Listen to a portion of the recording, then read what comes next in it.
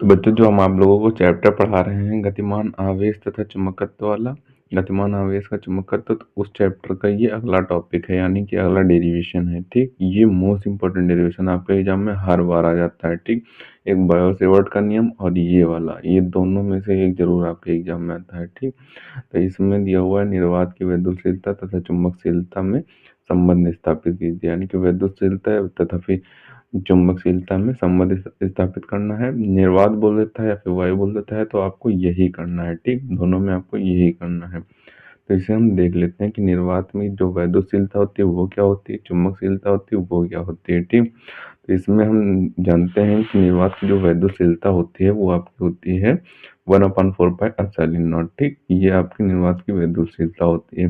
इसका जो मान होता है, यानी कि इसकी जो संख्यात्मक मान होता है वो होता है 9 × 10⁹ newton metre square upon coulomb square, तो ये इसका मान होता है। अब यहाँ से अगर हम एप्सिलॉन नॉट का मान निकालना चाहें, एप्सिलॉन नॉट का, तो ये जो 1/4 है ये इधर आ जाएगा, या फिर ये इसके बट्टे में आ जाएगा, ये इसके बट्टे में आ जाएगा, ये इधर चला जाएगा, तो आपका एप्सिलॉन नॉट बराबर आ जाएगा 1/4 9 × 10⁹ तो ये आपका एप्सिलॉन नॉट का मान आ जाएगा। इसे हम समीकरण 1 मान लेते हैं। इसके बाद निर्वात की चुंबकशीलता हमें पता करनी है, तो हम बायो-सेवर्ट के नियम में हमने देखा था कि निर्वात की चुंबकशीलता होती है μ0/4π।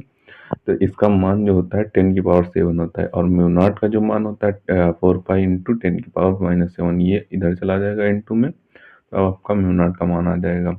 ये आपके समीकरण 2 मान लीजिएगा। अब समीकरण 1 व 2 को मिलाने पर आपका कुछ इस तरीके से प्राप्त होता है। ये μ0/4π, μ0/ε0, यानी कि μ0 और ε0 का मान आपस में गुणा कराएंगे तो हमारा इस तरीके से होगा।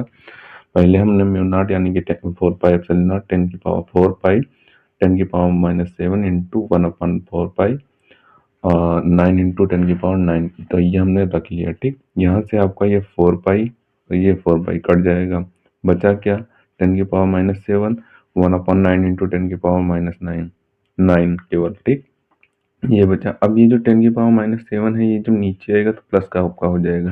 तो अगले स्टेप में जो आपका म्यू नॉट इंटू एप्सिलॉन होगा, तो वो आपका हो जाएगा 1/9 × 10⁹ इंटू 10⁻7, तो ये आ जाएगा। जब इसको जोड़ा जाएगा, जब गुणा में घातें जुड़ती हैं, जब आधार उनका समान हो। ठीक, इस बात को आपको ध्यान रखना है, आधार समान है तो गुणा में घातें जुड़ जाएंगी। ठीक, 9 × 7, 9 + 7 आपका हो जाएगा 16। तो 16 यहाँ पे हो गया। 16 को आप किस तरीके से लिख सकते हैं, 16 को इस तरीके से लिख सकते हैं 3 × 10⁸ का होल स्क्वायर।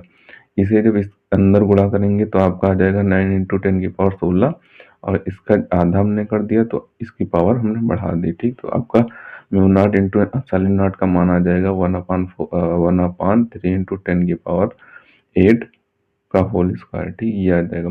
अब जो यहाँ पे वैल्यू है 3 × 10⁸, ये प्रकाश की चाल होती है। ठीक, तो यहाँ पे हमें पता है चूंकि प्रकाश की चाल 3 × 10⁸ मीटर/सेकंड होती है, यहाँ पे हम c रख सकते हैं, c स्क्वायर रख सकते हैं। तो μ0 इंटू ε0 आपका हो जाएगा 1/c स्क्वायर। तो c स्क्वायर का अगर हम मान निकालना चाहें तो क्या हो जाएगा, c स्क्वायर इधर चला जाएगा, μ0 इंटू ε0 आपका नीचे आ जाएगा, तो आपका c स्क्वायर का मान आ जाएगा μ0 इंटू ε0।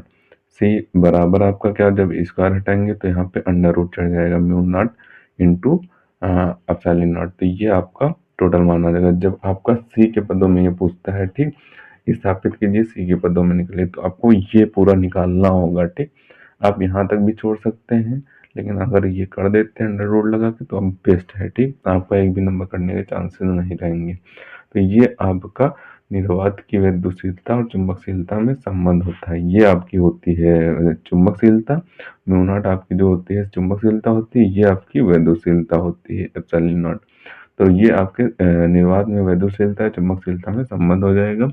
मोस्ट इंपोर्टेंट डेरिवेशन आपके एग्जाम में बहुत बार आया हुआ है। आप अनसॉल्व का सेट उठाकर देखेंगे, उसमें कई बार पूछा गया है, तो इसका आप ऊपर से स्क्रीनशॉट कर लें, इससे बेहतर ढंग से आपको तैयार कर लेना है। ठीक, सबसे पहले आप इतने पार्ट का स्क्रीनशॉट करें, बचे हुए पार्ट का स्क्रीनशॉट करें, और जो नीचे पार्ट बच गया उसका भी आप यहाँ पे स्क्रीनशॉट कर लें।